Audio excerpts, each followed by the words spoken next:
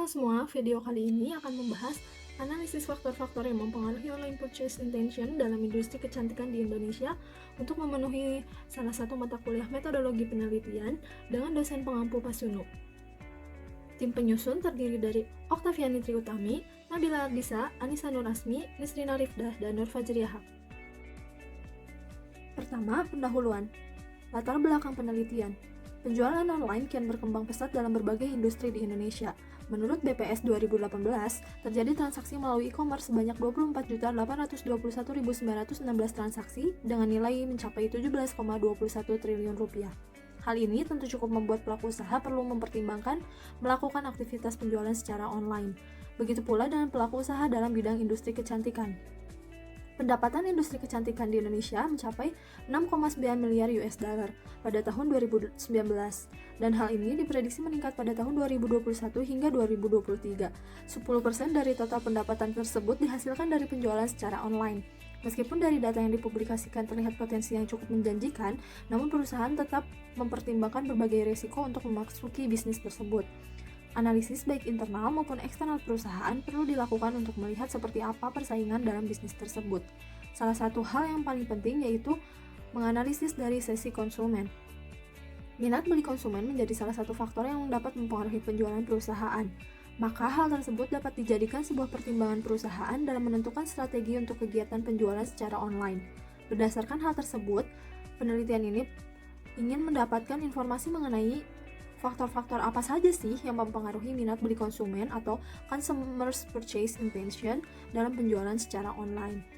Berdasarkan paparan latar belakang, dapat diketahui bahwa rumusan masalah ini ada dua. Yang pertama, apa sajakah faktor penting yang mempengaruhi customer online purchase intention? Bagaimanakah pengaruh faktor-faktor tersebut terhadap customer online purchase intention? Selanjutnya, tujuan penelitian dapat dilihat dalam video ini. Tujuan penelitian ini adalah untuk membantu perusahaan menganalisis faktor-faktor yang mempengaruhi minat beli secara online melalui e-commerce, sehingga perusahaan dapat menetapkan strategi untuk memasuki bisnis secara online agar dapat menarik konsumen untuk terlibat dalam peningkatan penjualan perusahaan, sehingga terciptanya competitive advantage perusahaan dalam industri tersebut. Landasan teori. Terdapat kajian teori mengenai pembahasan kali ini. Yang pertama, electronic e-commerce atau e-commerce. Perdagangan elektronik atau e-commerce merupakan sebuah penerapan teknologi informasi dan komunikasi dalam rantai nilai proses bisnis yang dirancang untuk memungkinkan pencapaian tujuan perusahaan. Di Indonesia sendiri, perkembangan e-commerce menemukan titik terang pada tahun 2010 dengan munculnya Bukalapak, Tiket.com, dan Zalora. Hingga saat ini, pengguna e-commerce di Indonesia terus mengalami pertumbuhan tahun 2018. Misalnya, pengguna meningkat sebesar 10% dari sebelumnya tahun 2017 sebanyak 139 juta pengguna. Yang kedua, online purchase intention. Minat beli online atau biasa disebut dengan online purchase intention merupakan situasi ketika seorang konsumen mempertimbangkan untuk membeli produk atau jasa yang ditawarkan kepada konsumen melalui website atau platform online. Konsumen melakukan online purchase intention saat memiliki kemampuan dan keterlibatan dalam untuk melakukan transaksi online, yakni di mana terjadi proses pengambilan dan transfer informasi dari penjualan produk. Beberapa peneliti telah menemukan adanya pengaruh yang signifikan antara online trust serta shopping orientation yang terdiri dari impulse purchase intention, brand orientation, quality orientation, dan convenience orientation terhadap online purchase intention. Dalam penelitian ini dilakukan replikasi dari penelitian yang telah ada untuk melihat apakah hasil penelitian tersebut relevan dan dapat diterapkan di Indonesia terutama dalam sektor industri kecantikan. Yang ketiga, shopping orientation. Orientasi belanja atau shopping orientation merupakan kecenderungan atau gaya hidup dalam aktivitas berbelanja yang dimiliki oleh konsumen.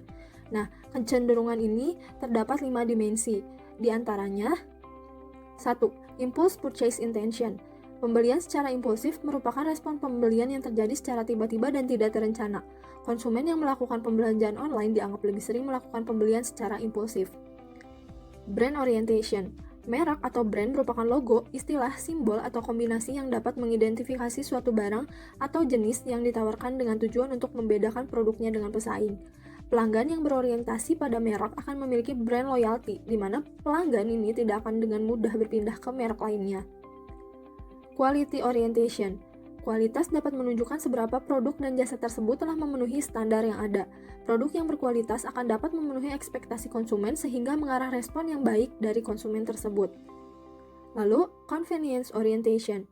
Kenyamanan di sini mencakup kemudahan yang dimiliki oleh pelanggan baik dari mulai pembelian hingga pelayanan yang diberikan oleh perusahaan. Yang terakhir, online trust. Selain faktor-faktor sebelumnya, di sini juga ada online trust yang merupakan kepercayaan memberikan peran dalam menciptakan kepuasan konsumen selama transaksi berlangsung. Kepercayaan ini mencakup rasa aman yang dimiliki konsumen selama melakukan transaksi dan dalam memberikan informasi personal untuk kebutuhan transaksi seperti kartu kredit, nomor telepon, serta alamat rumah.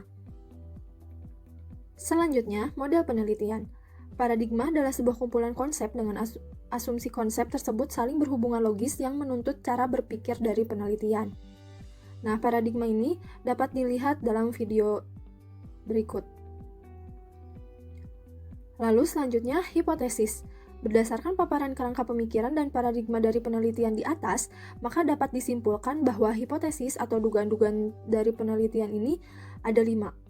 H1. Impulse purchase intention berpengaruh secara signifikan terhadap online purchase intention. H2. Brand orientation berpengaruh secara signifikan terhadap online purchase intention. H3. Quality orientation berpengaruh secara signifikan terhadap online purchase intention. H4. Convenience orientation berpengaruh secara signifikan terhadap online purchase intention. H5. Online trust berpengaruh secara signifikan terhadap online purchase intention. Yang selanjutnya, mengenai metodologi penelitian. Nah, di sini ada metode penelitian yang dilakukan. Metode penelitian merupakan langkah penting untuk memecahkan masalah-masalah penelitian yang memudahkan untuk menarik kesimpulan. Yang pertama, jenis penelitian. Jenis dari penelitian ini adalah penelitian kuantitatif, deskriptif. Hal ini dikarenakan peneliti menggunakan angka untuk menginterpretasikan hasil dari penelitian. Lalu, sumber data penelitian. Sumber data yang digunakan pada riset ini terdapat 2 jenis, yaitu data primer dan data sekunder. Data primer dalam penelitian ini diperoleh dari hasil pengisian kuesioner oleh responden yang memenuhi kriteria sebagai sampel. Data sekunder pada penelitian ini diperoleh dari website resmi jurnal-jurnal yang berkaitan dengan data-data penjualan kosmetik di Indonesia. Selanjutnya, variabel penelitian. Penelitian ini memiliki satu variabel dependen, yaitu online purchase intention disimbolkan dengan Y1, dan 5 variabel independen, yaitu impulse purchase intention, brand orientation, quality orientation, convenience orientation, dan online trust yang disimbolkan X1, X2, X3, X4, dan X5. Variabel dependen merupakan variabel yang dipengaruhi atau menjadi akibat karena adanya variabel independen. Variabel independen adalah variabel yang menjadi penyebab perubahan atau timbulnya variabel dependen. Populasi dan sampel. Dalam penelitian ini, populasi yang diambil adalah konsumen atau masyarakat yang pernah melakukan pembelian atau belanja kosmetik secara online melalui e-commerce. Dalam penelitian ini membutuhkan sampel dikarenakan jumlah populasi yang sangat besar jumlahnya. Metode pengambilan sampel pun dilakukan secara random sampling di mana sampel diambil secara acak. Teknik pengumpulan data. Untuk mengumpulkan data dalam penelitian ini menggunakan teknik kuesioner. Kuesioner merupakan sebuah teknik untuk mengumpul data dengan langkah memberi beberapa pertanyaan atau pernyataan tertulis yang kemudian dijawab oleh responden. Kuesioner ini akan disebarkan kepada sampel yang telah ditetapkan untuk mendapatkan hasil. Kuesioner ini menggunakan skala Likert yang akan dijadikan sebagai indikator variabel. Kemudian, indikator ini akan dijadikan sebagai titik tolak untuk menyusun item-item pertanyaan yang akan disajikan. Pengujian data. Pengujian data yang telah diperoleh dari hasil penelitian ini dihitung melalui program SPSS. Adapun pengujian data yang dilakukan adalah pengujian reliabilitas dan validitas untuk mengetahui tingkat ketepatan dan kecermatan kuesioner yang dibuat. Selain itu, menganalisis regresi linear sederhana dan menguji korelasi untuk mengetahui berapa sih besarnya pengaruh variabel independen terhadap variabel dependen. Untuk pengujian hipotesis dengan menggunakan uji T dan uji F. Berikut referensi atau daftar pustaka yang mendukung pemaparan video kali ini.